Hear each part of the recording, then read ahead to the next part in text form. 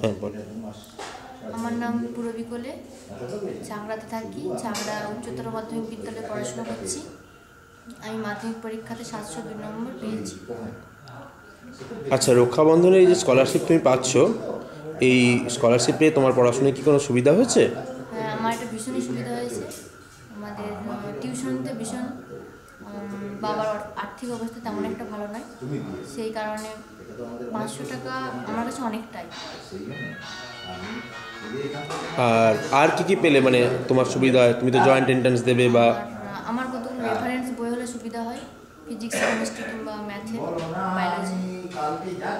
তুমি তোমার স্কুল থেকে কোনো সাহায্য পাচ্ছ রেফারেন্স বই বা লাইব্রেরি সংক্রান্ত? স্কুল থেকে শিক্ষকদের সাহায্য পাচ্ছি। রেফারেন্স বই তেমন নয়, শিক্ষকদেরকে বললে তারা পড়িয়ে দিচ্ছে।